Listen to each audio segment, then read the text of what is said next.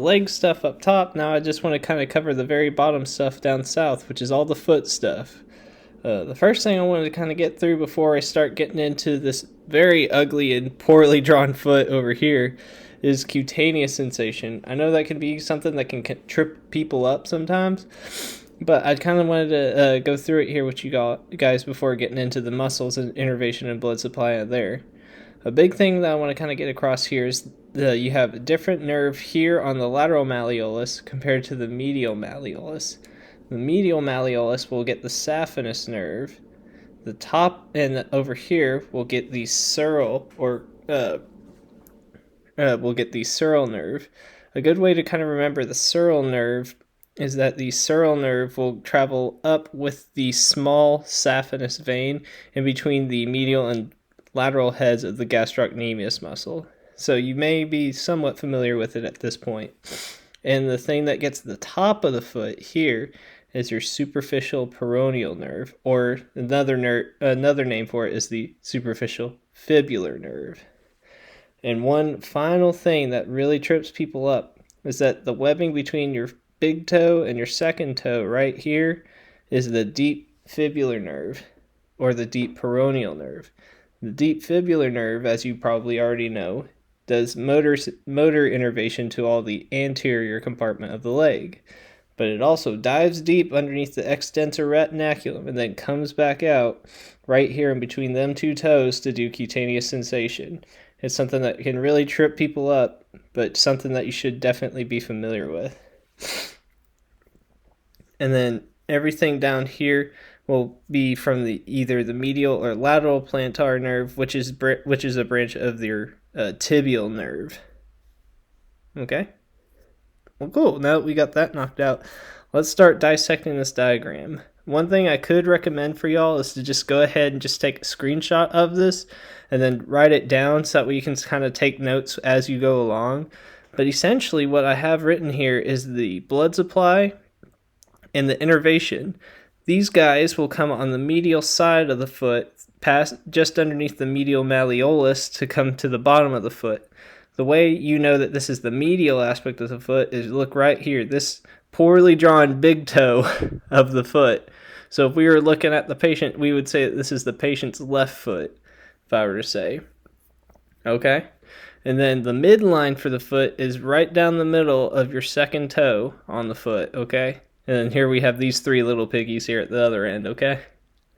And it's very important to keep this midline important, and the reason why we have these different muscles over here, okay, is because everything to the left of this line, or everything on the medial aspect, will get blood supply from the medial plantar artery, or it'll get innervation from the medial plantar branch of the tibial nerve on here, and vice versa over here on the lateral side, or the pinky side of it, okay? We'll get the lateral plantar artery from the posterior tibial artery, or it'll get the lateral branch of the tibial nerve. Okay? And of course the arteries, just like in the hand, you got your arch where you're connecting the medial and lateral aspect of it. Kind of like how in the hand we had our superficial and deep palmar arches connecting the radial and the ulnar artery. Except this is just very simple, or way simpler in my opinion. So let's get started. Like I said, we had the arteries and the nerve coming in through here through our medial tarsal tunnel, which is right underneath the medial malleolus. And let's just say, like, you guys have probably already done this dissection or are about to, that you cut through the plantar aponeurosis, that very thick connective tissue that you got to get through in order to get to the muscles that lie just underneath it. And underneath that, you have your first of 4 layers. On the medial aspect of it, or at least it's innervated by it, is your abductor for your big toe, aka your abductor Halicus. And on the other side, on the lateral side, your abductor digiti minimi. Which makes sense because these guys are the most outside, so it makes sense that they would have an abductor, because you'll never guess what they do. They abduct the big toe, or your Halicus, or they abduct your little toe, or your digiti minimi. And right on top of it is this big beefy muscle. And just like in the hand, how if you have a digitorum where you got all these different tendons coming out, you got your flexor digitorum brevis. Okay? And that should make sense for you guys, because you've seen plenty of flexor digitorum up in the hand.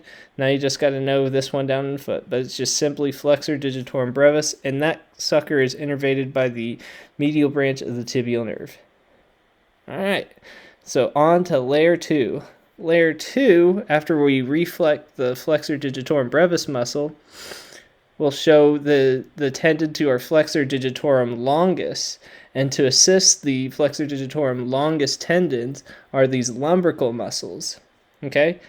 These lumbrical muscles will help us in flexion of these toes.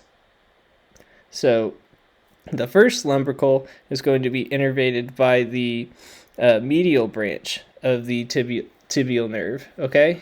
Versus the other 3 over here, 2 through 4, those guys are going to be innervated by the lateral branch. Let me see. There you go. 2, 3, 4. So this is where we'll see our lumbricals, and we'll also see our quadratus plantae. It's another big beefy muscle, but unlike flexor digitorum brevis, it's not going to have all these tendons. So I believe, don't quote me on this, that it will also help flex your toes with your flexor digitorum longus alongside your lumbricals. Okay? And then on here, it's also key to note that your flexor halicus longus tendon is also present. And you can see it's always coming through here. I'll get to this later, but these are some of your tendons that pass through the medial malleolus, your Tom, Dick, and Harry. This is obviously your Harry. Here's flexor digitorum or Dick. And Tom is tibialis anterior, which is not shown on here, okay? Cool. Or tibialis posterior. Sorry about that. So now on to layer 3. This one is pretty straightforward, and it's pictured over here. You have your flexor digiti minimi, flexing the small digit. Okay? Then you have, this one is very similar to, you know how you had your adductor pollicus for your thumb, and that was innervated by the ulnar nerve, which is on the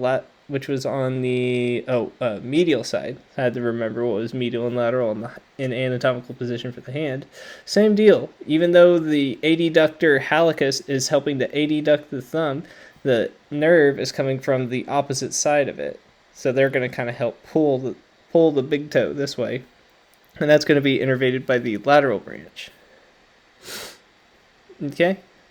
And also in this third layer on the medial side, or the big toe side, you got your flexor halicus brevis. We had our flexor halicus longus here, or the tendon rather, in layer 2, and now you have the actual muscle here.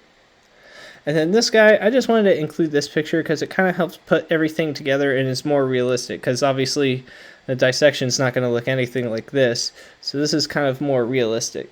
I did not include layer 4. Just know that layer 4, is just like with your hands, it's the deepest most layer, and it's going to include your pads and dabs. Just like with the hands, your pads or your instead of palmar, it's plantar interosseous are your adductors, and your dorsal are your abductors. So pad and dab. Okay? Cool. So that gets through all of our muscles of the foot. And now, after this, I did include a second slide to kind of help you guys out. This is mostly kind of like osteology, how to get through the medial tarsal tunnel, and this is the naval mnemonic I was telling you guys about, but I didn't have a picture, unfortunately, so I went ahead and took the time and put this in here. For the osteology, or the bones of the foot, the mnemonic for that is tiger cubs need milk, M-I-L-C. That stands for your talus muscle, which you can see here. Talia, I always think of talus involving like the tibia, so I always think TNT, just like that AC/DC song, TNT, tibia talus, TNT, yeah. And then you also have your calcaneus. So that's with your tiger cubs. This guy, you guys probably know this at this point, is where your Achilles tendon is attaching to. So anytime you ever have like a Achilles tendon rupture, it's probably going to bring a piece of that calcaneus with it. And I am so sorry for the individual that has to suffer through that. But that's this guy right here. Navicular, I think that's supposed to be kind of boat-shaped. I guess if you were to flip this upside down, maybe it might look like a boat or a canoe. but that's for the need, and then the MILC. This is for your different cuneiform bones. I went ahead and found this picture here, kind of show it stands for medial, intermediate, and lateral cuneiform. And then because I always think of this as because your fourth and fifth metatarsal or toes really don't do a whole lot, I think of the cuboid as something that's obviously square-like and is able to get it, so they don't need their own cuneiform bone to kind of articulate with. So once again, the mnemonic is tiger cubs need milk, talus, calcaneus, navicular, medial, intermediate, and lateral cuneiform bone, and then finally cuboid to get the fourth and fifth little piggy toes. And those guys are over here. And I went ahead and include different x-rays just that way you guys could see just different looks at it. Earlier, whenever I talked about the foot, you may have heard me mention the Tom, Dick, and Harry. Well, the full mnemonic, if you wanted to go in the order, is Tom, Dick, and Nervous Harry. That stands for tibialis posterior, flexor digitorum longus tendon. And then you have your artery and nerve, your tibial artery and your tibial nerve. I believe technically it's the posterior tibial artery. And then you have your flexor, Halicus longus. So Tom, tibialis posterior, Dick, digitorum longus, and nervous, artery and nerve, and flexor Halicus longus down here. And that should tell you the order in which you would see it here for the medial tarsal tunnel, on the just underneath the medial malleolus of the foot. And as before, how I kind of verbally told you but didn't have a picture to perfectly explain it is the femoral triangle, made up with the top of it being the inguinal ligament. The downside over here on the medial aspect of it is your adductor longus, and then just underneath it, all these different structures is going to be your sartorius. Over the top of it, you're going to have your fascia lata, that's super dense, very difficult to get through fascial layer. And then underneath it on the floor is going to be your iliopsoas up here, and then your pectineus muscle down here. And whenever I say navel, I'm talking going from lateral over here on this side, where the hip is, to medial, where the midline is. And that's going to be your femoral nerve, your femoral artery, your femoral vein, empty space, because there's nothing here, and then finally lymphatics. So once again, navel, nerve, artery, vein, empty space, lymphatics. I hope you found this video helpful, guys. If not, you can if there's anything I messed up, please feel free to leave a comment, and you can always reach out to me anytime.